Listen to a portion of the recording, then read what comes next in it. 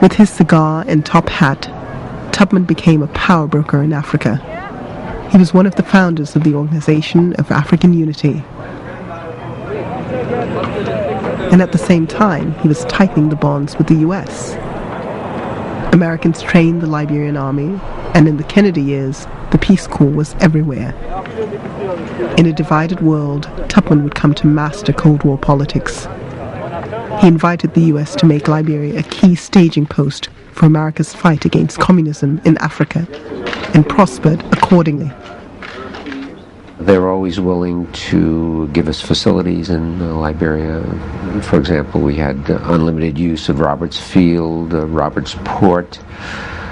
We had 2 vast antenna stations there, one for diplomatic communications, one for Voice of America broadcasting, and we had an Omega navigation station there run by the Coast Guard.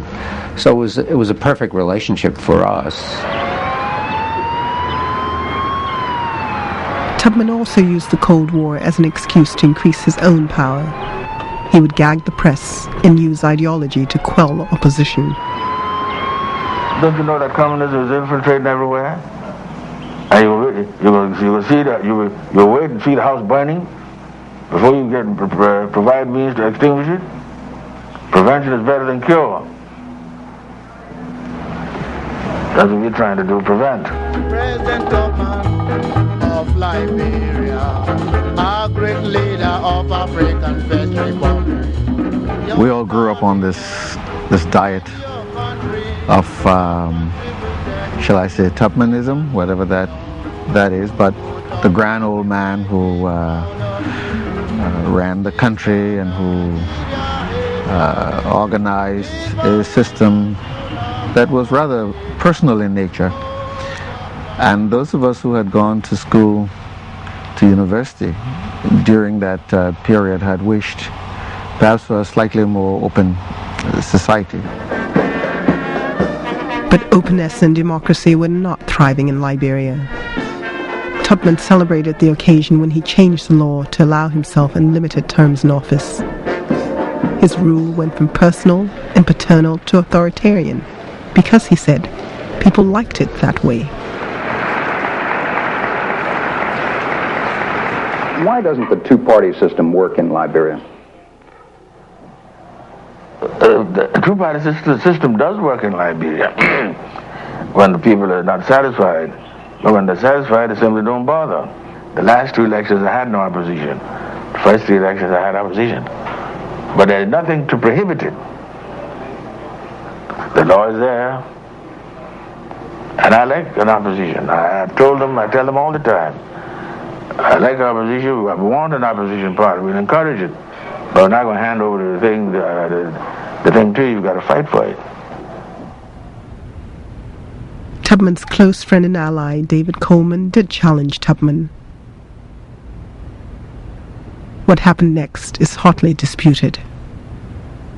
Tubman's supporters accused the popular Coleman of plotting to have Tubman killed with this gun. But Coleman's daughter believed that her father had been set up. It was their plot, Tubman's plot, in order to arrest all the independent party people or kill them as they planned. Coleman was pursued at the family farm. My mother saw all the soldiers jumping out and just surrounding. They just start getting out of the cars and surrounding the house with guns pointed towards the house. And my mother, she went and lied down on the grass outside. And she said, God, are you dumb? David Coleman and his son John were shot dead. Few dared attend their funeral. With Coleman's death, all formal opposition ended.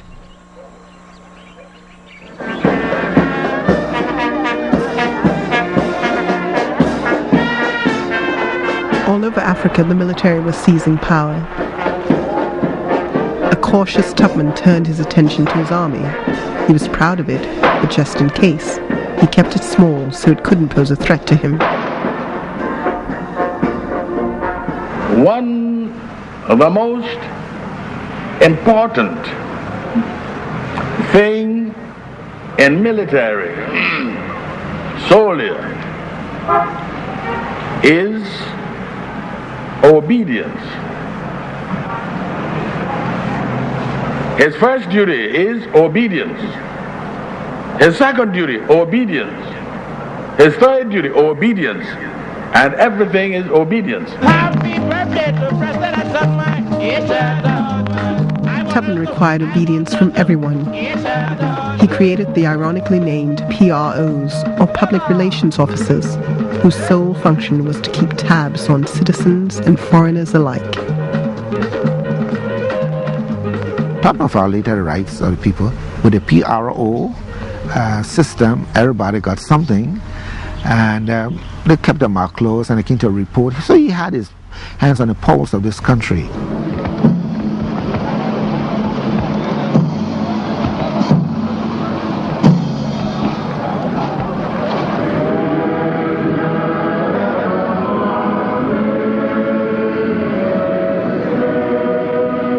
When Tubman died in 1971, the nation both wept and exhaled. His great but flawed presidency had come to an end.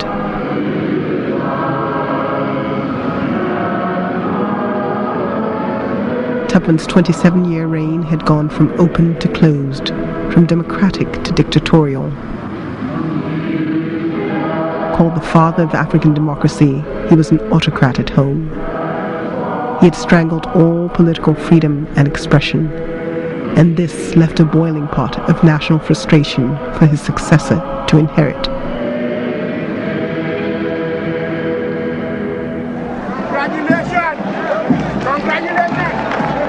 The next president, William R. Talbot, came from the same ruling clique.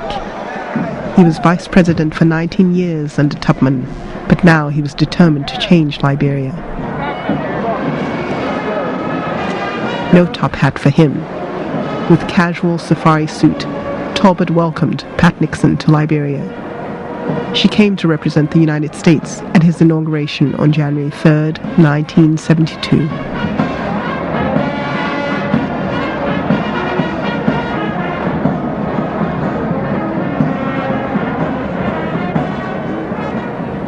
Talbot proclaimed he wanted a government that was genuinely African. He wanted Liberia to be a force for African unity and civil rights.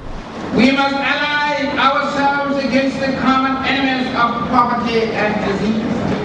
And we march with the eternal cadenza of peace, of human upliftment, and of dignity at home and abroad. He promoted Liberian culture, therefore he promoted African culture. See, so under him there was a move. There was a movement to get away from this illusion that Liberians were Americans planted here in Africa. In his quest for a more open society, Talbot loosened the reins of government control over people's lives, allowing a free press, debate, and dissent. He dismantled, for instance, the PRO system, certain kind of apparatus, security apparatus, and the press became free. People could say what they want to say. He allowed political organizations, the university students, and so forth. So for the first 6-7 years, there was a lot of freedom.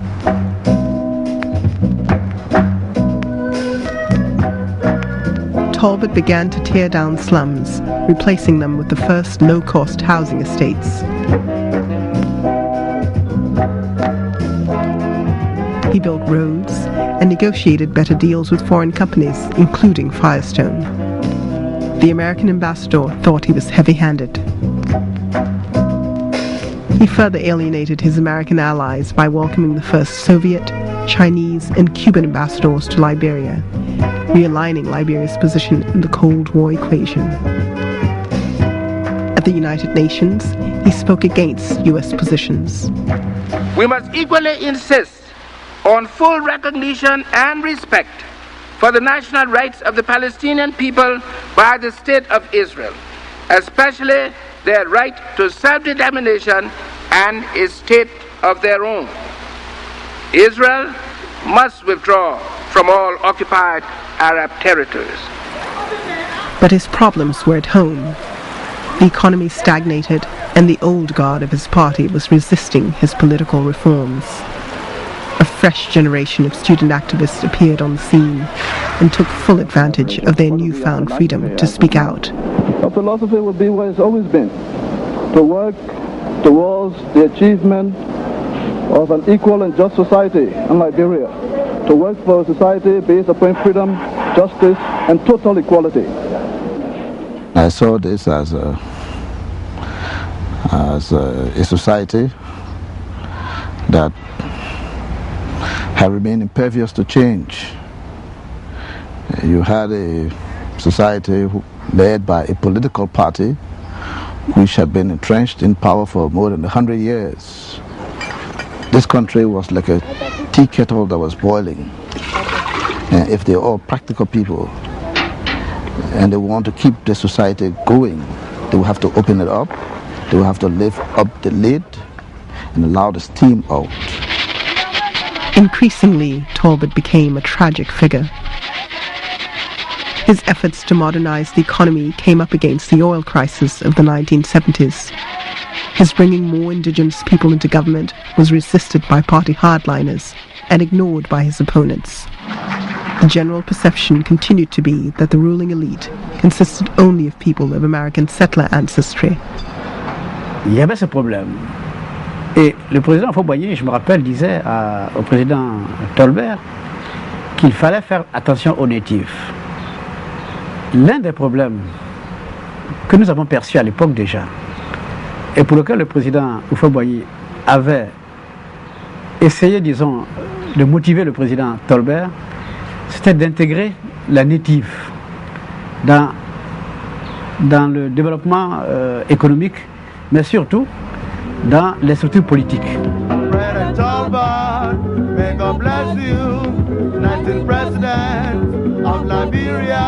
Talbot was being accused of personal corruption and nepotism.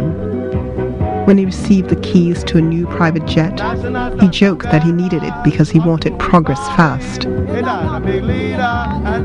A daughter was Deputy Minister of Education, a son was Ambassador at Large, and a younger brother was Minister of Finance. Altogether, 23 of his relatives were in senior government positions. The economy was in disarray. Unemployment was rising. When Talbot proposed raising the price of imported rice, Liberia's staple food, expecting that local production would consequently increase, this was the last straw. Political dissidents took advantage of his proposal. The president was one of the largest growers of rice in the country, and a price increase would have made him obviously a beneficiary. His brother was the largest importer of rice in the country. There were people who were close to the president who also had licenses. And at the time, you had to have a license to import rice, and licenses were given to specific people. Well, we posed a challenge to this increase. The salaries as they were, and we said that if the government would not rescind this decision, we would put people on the streets. On April 14th, 1979, thousands of Liberians took to the streets. The demonstration turned into a riot. The police shot into the crowds, killing civilians. The organizers were arrested. It was a radical turning point. For nearly 24 hours, this government was paralyzed, the Talbot government. He never expected this. We never expected it. It took everyone by shock that people could get on the street, destroy things. He was not really a politician. He was a minister and a good businessman. And he didn't have that control over the country as Totman had.